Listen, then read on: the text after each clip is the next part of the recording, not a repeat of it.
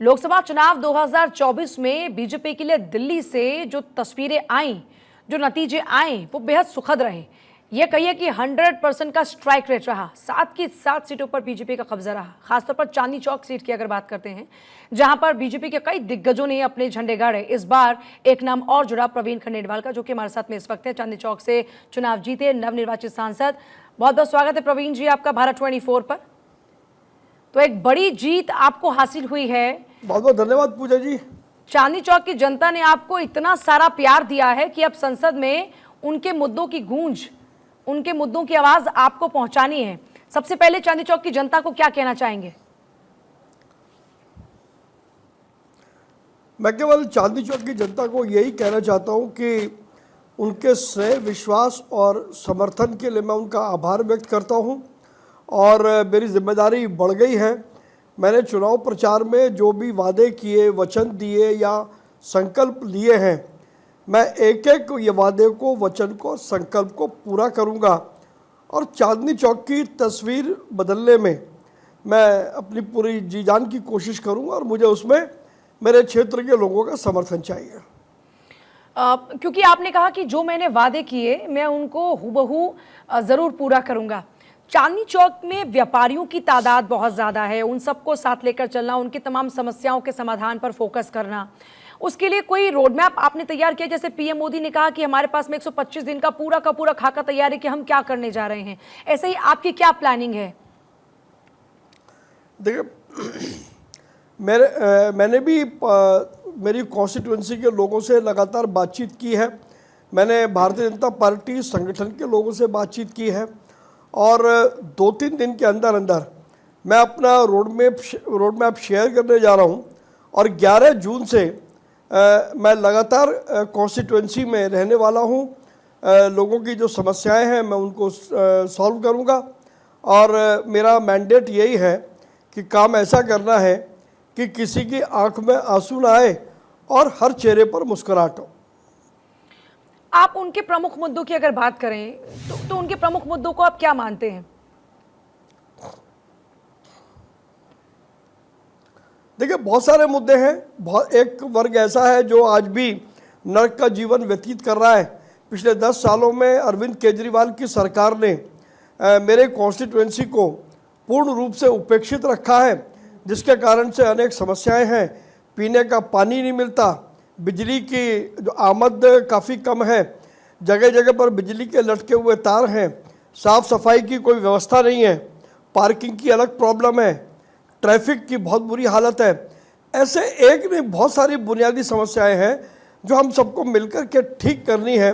और मैंने उसी पर अपना रोड मैप बनाया है और मुझे लगता है कि मैं बहुत जल्दी 2 दिन के अंदर, 3 दिन के अंदर अपना रोड मैप शेयर करूँगा। क्योंकि चांदनी चौक में जाहिर तौर पर पार्किंग की समस्या तो बहुत ज़्यादा है, लोग परेशान रहते हैं, पीने के पानी की समस्या भी बहुत ज़्यादा है और ट्रैफिक की समस्या तो हद दर्जे की है। शाम को निकल जाओ तो लोग परेशान हो जाते हैं। इस समस्या के समाधान के लिए अगर जाहिर तौर पर, क्योंकि डबल इंजन की सरकार यहाँ पर नहीं है, तो आपके सामने कई चुनौतियाँ होंगी, उनसे कैसे पार पाएंगे? क्योंकि दिल्ली में तो अभी भी मौजूदा सरकार अरविंद केजरीवाल की ही है। देखिए, ये सबको पता है कि दिल्ली की केजरीवाल सरकार किसी प्रकार का कोई सहयोग नहीं करती है। केंद्र सरकार की योजनाओं को दिल्ली के लोगों तक पहुंचाती नहीं है। प्रधानमंत्री नरेंद्र मोदी की जो आयुष्मान योजना थी वो दिल्ली के लोगों को नहीं मिली, जबकि पूरे देश को मिल रही थी। ये चुनौतियां निश्चित रूप से बड़ी हैं, लेकिन मुझे पूर्ण विश्वास है कि जब हम जनता के साथ बातचीत करेंगे तो प्रशासन जरूर हमारे साथ कोऑपरेट करेगा और हम हर समस्या का समाधान करेंगे। आपकी जो कॉन्स्टिट्यूएंसी है, तंग गलियां, अपनी पुरानी छाप, और वहां पर अगर आप कायाकल्प, जैसे चांदनी चौक का कायाकल्प हुआ, इसमें कोई दोहराई नहीं, लेकिन बाहरी तौर पर उसका कायाकल्प हुआ, लेकिन अगर आप अंदरूनी हिस्से में प्रवेश करने की कोशिश करते हैं तो फिर उसमें तो बहुत सारे चैलेंजेस रहने वाले हैं। और मैं एक एग्जांपल दूंगी, जैसे अब देखिए राम मंदिर का निर्माण कार्य हुआ, इतना सारा विकास अयोध्या में हुआ, उसका एग्जांपल मैं इसलिए दे रही हूँ कि वहां पर लोगों की नाराजगी आई क्योंकि उनको ये लगा कि उनका हक उनसे छिन गया। तो जाहिर तौर पर यहाँ पर और एहतियात बरतने की आवश्यकता होगी। तो उसके लिए कोई खास प्लानिंग है क्या आपके पास में? क्योंकि इतनी पुरानी है, मतलब हम तो ये सुन, अंग्रेजों के जमाने से जैसे दिल्ली बसी थी वैसी आज तक है। देखिए, मैं उसमें आपको ये कहना चाहता हूँ कि प्रधानमंत्री नरेंद्र मोदी ने पार्टिसिपेटरी गवर्नेंस का एक आह्वान किया था। तो पार्टिसिपेटरी गवर्नेंस के जरिए जिसमें ट्रेड एसोसिएशंस, RWA, कुछ सामाजिक संगठन जो क्रेडिट जिनकी क्रेडिट वर्दीनेस है, इस प्रकार के सभी लोगों के साथ बैठ के बातचीत करेंगे और आपसी समझ के और आपसी सहमति के आधार पर हम चीज़ों को खड़ा करेंगे तो मुझे लगता है कहीं कोई दिक्कत नहीं आएगी। अच्छा, क्योंकि अब कैबिनेट का गठन भी होगा, कल प्रधानमंत्री पद की शपथ लेंगे नरेंद्र मोदी। इस बीच एक चर्चा चल रही है कैबिनेट मंत्री कौन कौन हो सकते हैं। अगर दिल्ली की बात करते हैं तो क्योंकि दिल्ली में तो 100% का स्ट्राइक रेट रहा, क्या मानकर चलें दिल्ली का हिस्सा इस बार कैबिनेट में कितना हो सकता है? जाहिर तौर पर आप कहेंगे कि ये प्रधानमंत्री का ही अपनी उनका कार्यक्षेत्र है, ये उनका अधिकार है, लेकिन फिर भी मैं आपकी एक अपेक्षा जानना चाह रही हूँ। ये नहीं, इस पर कोई अपेक्षा इसलिए नहीं हो सकती कि ये विषय आपने बिल्कुल ठीक कहा। ये प्रधानमंत्री के विवेक पर निर्णय करता है, प्रधानमंत्री का अधिकार क्षेत्र है और एक कार्यकर्ता होने के नाते से मुझे कोई अधिकार नहीं है कि मैं प्रधानमंत्री जी के विवेक पर किसी प्रकार की कोई टिप्पणी करूं। अच्छा, दिल्ली में 7 की 7 सीटें बीजेपी के फिर से खाते में गई, आप इसकी वजह क्या मानते हैं? प्रधानमंत्री नरेंद्र मोदी जी की विश्वसनीयता, भारतीय जनता पार्टी के समर्पित कार्यकर्ताओं की अटूट मेहनत, और अगर मैं ये कहूँ कि हमारे कार्यकर्ताओं ने मेहनत की पराकाष्ठा को छुआ है तो गलत नहीं होगा। और हमारे पास नेता का होना, नीति का होना, नेतृत्व का होना, कार्यकर्ताओं की एक लंबी श्रृंखला का होना, यही वजह रही है कि हम दिल्ली में 7 सीटें भारतीय जनता पार्टी जीत पाई है। लेकिन पिछले 2 चुनाव को उठाकर देखते हैं तो ये समझ में आता है कि दिल्ली की जनता को केंद्र में चाहिए मोदी, लेकिन जब राज्य की बारी आती है तो उनको अरविंद केजरीवाल भाते हैं। फिर इसके लिए इस बार क्या स्ट्रैटेजी रहने वाली है और ऐसा क्यों? आप तो दिल्ली के लोगों के बीच में गए होंगे, तो दिल्ली की जनता के मन की बात आपने इस पर जरूर जानी होगी। बड़ा स्पष्ट है,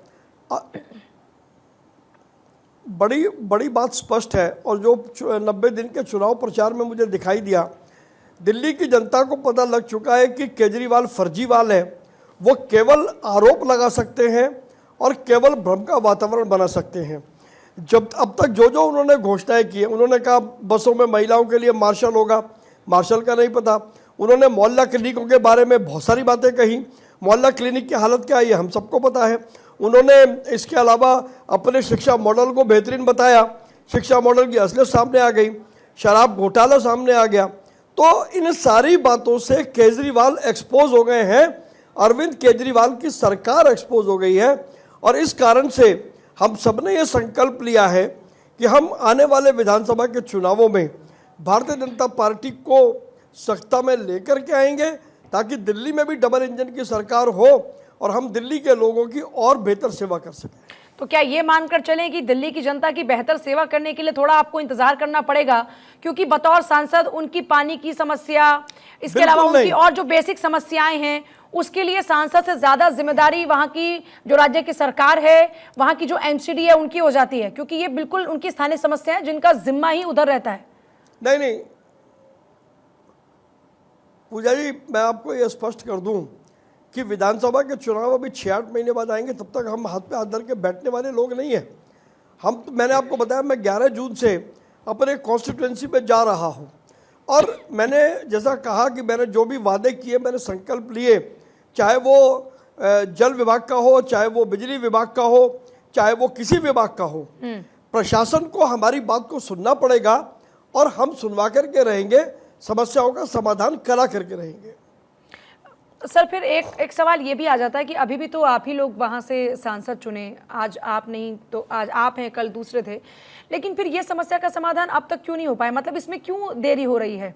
ये समस्या तो काफ़ी पुरानी हो गई ना। चांदनी चौक की अगर बात करते हैं, ट्रैफिक की समस्या, या फिर वहाँ पर इसके अलावा बात करते हैं, देखिए समस्या पार्किंग का ना होना, ये समस्या तो पहले से भी है। इन सारी समस्याओं पर मुझसे पूर्व में सांसद रहे डॉक्टर हर्षवर्धन ने भी काफ़ी बातें उठाई थी, काफ़ी विषय वो ठीक भी करा पाए, लेकिन अरविंद केजरीवाल की सरकार ने सहयोग नहीं दिया। तो अब तक पार्टी उनके साथ किसी प्रकार का टकराव नहीं चाहती थी। लेकिन अब दिल्ली के बेहतर हित में अगर हमें टकराव करना पड़ेगा तो हम टकराव भी करेंगे, लेकिन दिल्ली के लोगों को हम बेहतर सुविधाएं, जीवन की जो मूलभूत सुविधाएं हैं उससे अब वंचित और नहीं रख सकते। देखिए, दिल्ली की जनता ने तो आपको बेइंतहा प्यार दिया, लेकिन मैं चाहूंगी कि थोड़ा सा और अलग राज्यों की बात भी करते हैं, जैसे यूपी की बात करते हैं, राजस्थान की बात करते हैं, हरियाणा की बात करते हैं।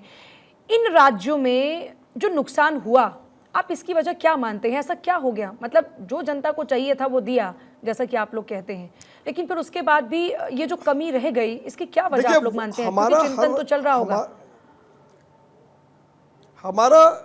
हमारा हर राज्य में वोट शेयर तो बड़ा है, लेकिन वो वोट शेयर उतनी पर्याप्त मात्रा में सीटों में तब्दील नहीं हो पाया। तो उसके अनेक कारण हो सकते हैं। केंद्रीय स्तर पर भारतीय जनता पार्टी इसका विश्लेषण कर रही है और जो भी कारण सामने आएंगे उन कारणों को दुरुस्त किया जाएगा और स्थिति को फिर ठीक करके और काम लगातार चालू होगा। काम कोई रुकने वाला नहीं है, परिणाम चाहे कुछ भी हो। मैं आपको ये विश्वास दिला सकता हूँ कि हम सब लोग अब काम करने के लिए यहाँ पर आए हैं। हम अच्छा काम करेंगे, हम सच्चा काम करेंगे, हम जी तोड़ काम करेंगे। पर सर, फिर एक सवाल ये भी आता है कि अब देखिए, कहते हैं जो जीता वही सिकंदर। जीते तो आप लोग हैं, लेकिन आंकड़े ये भी कहते हैं कि पिछले चुनाव की तुलना में इस बार बीजेपी का वोट शेयर दिल्ली में भी कम हुआ। तो इस पर आप लोगों ने मंथन किया, इसकी क्या वजह रही? देखिए, वो इसलिए कम हुआ क्योंकि जिस प्रकार से प्रचंड गर्मी इस बार पड़ी है वो पहले कभी नहीं पड़ी। इस बार 48-49 डिग्री टेम्परेचर में चुनाव हुआ। तो क्योंकि गर्मी बहुत थी, लू का वातावरण था, उस कारण से संभवतः वोटर घर से थोड़ा कम निकला। तो भी जैसे मेरे चुनाव क्षेत्र में लगभग 58.5% की वोटिंग हुई है, तो ऑन एन एवरेज 60-62% की वोटिंग मोटी मोटी समझ में आती है। तो मुझे लगता है कि वो मौसम की परिस्थितियों को देखते हुए बहुत ठीक है। नहीं, लेकिन 2019 की तुलना में एक आंकड़ा ये कहता है कि आम आदमी पार्टी का तो 6% का वोट फीसद में इजाफा हो गया, हालांकि वो हार गए। देखिए, अब उनका क्या हुआ उससे मुझे लेना देना नहीं है। मैं तो केवल आपको ये बात जरूर कह सकता हूँ कि जो विश्वास और समर्थन दिल्ली की जनता ने हम सातों सांसदों को दिया है, हम सातों के सातों अपने संगठन के साथ मिलकर के काम का एक नया इतिहास लिखने जा रहे हैं, जिसमें हर व्यक्ति को की बात सुनी जाएगी और समस्याओं का समाधान किया जाएगा। क्योंकि आप एजुकेटेड हैं, आप व्यापारियों के हकों की बात को जानते हैं, उनके साथ में आप जुड़े रहे हैं अलग अलग माध्यमों से। एक विषय आता है व्यापारियों के साथ में, जीएसटी वाला। जब व्यापारियों के बीच में आप पहुंचे तो जीएसटी को लेकर लोगों का क्या स्टैंड था? हालांकि जीएसटी का जो कलेक्शन है वो दिन ब दिन बढ़ता जा रहा है, लेकिन फिर भी कुछ कुछ परेशानियां व्यापारियों को आती हैं। क्या इसको लेकर आपके साथ चर्चा हुई उन लोगों की चुनाव के दौरान में? देखिए, प्रोसीजरल कठिनाइयाँ हैं, इससे कोई इनकार नहीं कर सकता। कॉम्प्लाइंस का थोड़ा बोझ ज़्यादा है और मैंने उस वक्त भी व्यापारियों को कहा था, मैं आज फिर कह रहा हूँ कि जीएसटी की टैक्सेशन सिस्टम को हम लोग उसको सिंप्लीफाई और रैशनलाइज करने के लिए पहले से बहुत काम कर रहे हैं और अब और काम करेंगे। मेरा अपना मानना है कि टैक्स सिस्टम इतना सिंप्लीफाई हो कि आम व्यापारी को भी उसके कॉम्प्लाइंस करने में दिक्कत ना हो और वहीं दूसरी ओर सरकार के रेवेन्यू में भी बढ़ोतरी हो। और मुझे लगता है कि हम आने वाले 6 महीने में इस सिस्टम को और ठीक करेंगे। मुझे जीएसटी काउंसिल के पास में जाना होगा, मैं वहाँ भी जाऊँगा। मुझे केंद्र सरकार के पास जाना होगा तो मैं वहाँ भी जाऊँगा और हम सब मिलकर के इस टैक्स सिस्टम को ठीक करेंगे, ऐसा मेरा विश्वास है। क्या ऐसा मन में कोई भाव आता है कि केंद्र में अगर जगह मिले कैबिनेट में तो और ज़्यादा आप जनता के हित में कदम उठा पाएंगे? देखिए, काम करने वाले के लिए किसी पद पर होना कोई बहुत आवश्यक नहीं है। मैंने 35 साल व्यापारिक क्षेत्रों में काम किया, मेरे पास तो कोई पद नहीं था, लेकिन उसके बाद भी जो सक्सेस रेट है वो 100% है। तो अब एमपी बन गए, यही लोगों की बड़ी कृपा है, हमारे परमात्मा का हम पर आशीर्वाद है। तो जिस तरीके से भी होगा, काम करने में कोई कसर बाकी नहीं रखी जाएगी। अच्छा, एक चर्चा चल रही है राहुल गांधी के नाम की कि नेता प्रतिपक्ष के तौर पर उनका नाम आगे बढ़ाया जा रहा है। संसद में अगर राहुल गांधी नेता प्रतिपक्ष होते हैं तो कैसे देख रहे हैं आप? लोकतंत्र के लिहाज से? देखिए, विपक्ष का मजबूत होना वास्तव में बहुत जरूरी है, लेकिन विपक्ष कब मजबूत होगा? जब विपक्ष रचनात्मक काम करेगा, विपक्ष आरोप की राजनीति से दूर रहेगा। आरोप लगाना सबसे आसान काम है, किंतु उन आरोप को साबित करना उतना ही मुश्किल काम है। और यही काम अरविंद केजरीवाल कर रहे हैं, यही काम कांग्रेस कर रही है, यही काम और जो विपक्षी दल कर रहे हैं।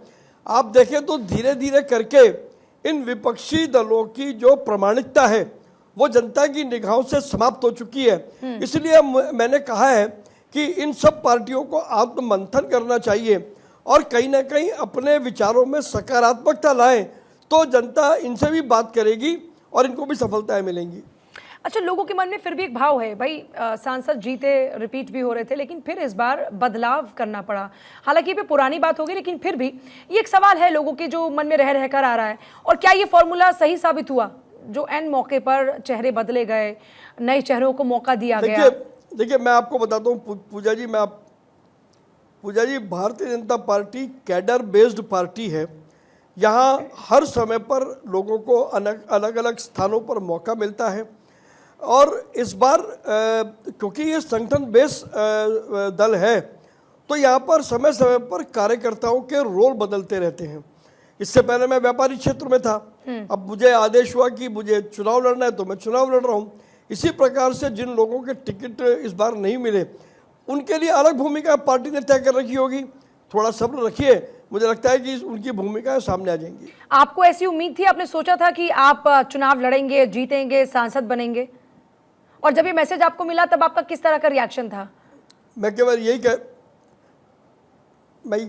कह सकता हूं कि प्रधानमंत्री नरेंद्र मोदी जी ने एक छोटे से कार्यकर्ता पर बड़ा विश्वास किया है और मैंने ये संकल्प लिया है कि मैं उनके विश्वास की लाज को किसी भी हालत में कम नहीं होने दूंगा।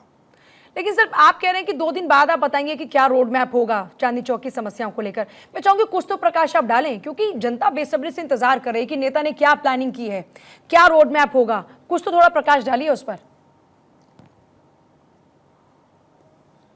देखिए, मैं केवल यही कह सकता हूँ कि मुझे अपने क्षेत्रों में मेडिकल में काम करना है, मुझे एजुकेशन में काम करना है, मुझे महिलाओं की फाइनेंशियल लिटरेसी के ऊपर काम करना है, मुझे जो हमारे यहाँ श्रमिक हैं उनके लिए काम करना है, जो सीनियर सिटीजन हैं उनके लिए काम करना है, जो खेल खेलते हैं ऐसे लोगों के लिए काम करना है, जो मेरे कॉन्स्टिट्यूंसी में यूथ है, यूथ को आज कहीं ना कहीं नौकरी नहीं मिल रही है या कुछ नहीं मिल रही है, तो मैंने घोषणा की है कि हम स्टार्टअप का इंक्यूबेशन सेंटर चलाएंगे। तो हम युवाओं को भी रोजगार से और व्यापार से जोड़ेंगे, अन्य लोगों को भी इन दोनों चीज़ें जोड़ेंगे, तो मुझे लगता है कि हम अच्छा काम कर पाएंगे।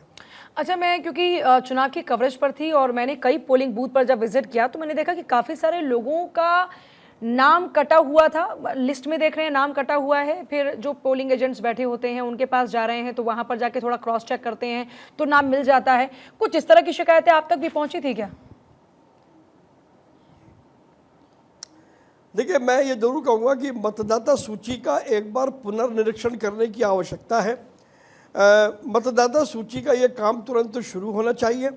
इसमें जो वृत्तांत आपने बताया, ऐसे भी बहुत से इसमें उदाहरण हैं कि कुछ लोग जो पहले स्वर्ग चले गए आज भी उनके नाम हैं।